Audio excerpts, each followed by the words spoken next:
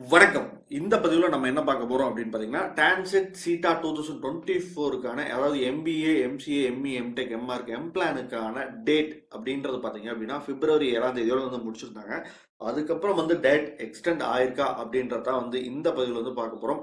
As usual இந்த page அப்படின்றத நம்ம வந்து ஓப்பன் பண்ணிடுறோம். ஏன்னா இதுதான் அஃபிஷியலான பேஜ். ஸோ டான்செட்டுக்கான ரெஜிஸ்ட்ரேஷனுக்கான அஃபிஷியலான இந்த பேஜில் ஓப்பன் பண்ணிட்டு இங்கே கீழே ஆஸ் யூஸ்வல் இந்த டேட்டில் பார்த்தீங்க அப்படின்னா வந்து டிஃபால்ட்டாக 7ஆம் தேதி அப்படின்னு வந்து கொடுத்துருந்ததை இப்போ எக்ஸ்டெண்ட் பண்ணி 12ஆம் தேதி வரைக்கும் வந்து கொடுத்துருக்காங்க. ஸோ இது வரைக்கும் யாராவது வந்து ரெஜிஸ்ட்ரேஷன் பண்ணாமல் இருந்தாங்க அப்படின்னாவோ அல்லது வந்து ரெஜிஸ்ட்ரேஷன் பண்ணணும்னு நினச்சா நான் மறந்துட்டேன் அப்படின்னு நினைக்கிறவங்க இன்னும் வந்து 5 நாள் டைம் இருக்குது. ஸோ இந்த 5 நாளில் உங்களோட ரெஜிஸ்ட்ரேஷன் ப்ராசஸ் அப்படின்றத வந்து முடிச்சிருங்க. இதுக்கப்புறம் எக்ஸ்டெண்ட் பண்ணுறதுக்கான வாய்ப்பு அப்படின்றது வந்து நம்ம கம்மி.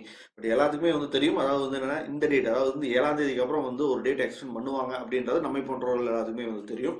இதுக்கப்புறம் வந்து எகைன் வந்து எக்ஸ்டெண்ட் பண்ணுவாங்களா அப்படின்னா வந்து அது ரொம்ப கஷ்டமான விஷயம். மேபி ரேர் கேஸ்ல சில நேரத்தில் வந்து பண்ணுவாங்க.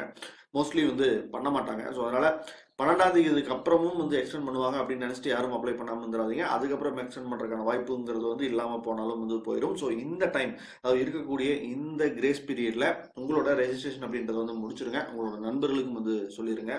அதே மாதிரி வந்து டான்செட் எம்பிஏ, எம்சிஏக்கான ஸ்டடி மெட்டீரியலும் வந்து என்கிட்ட இருக்கு. நீங்க வேணும்னா வந்து வாட்ஸ்அப் பண்ணி வந்து வாங்கிக்கோங்க.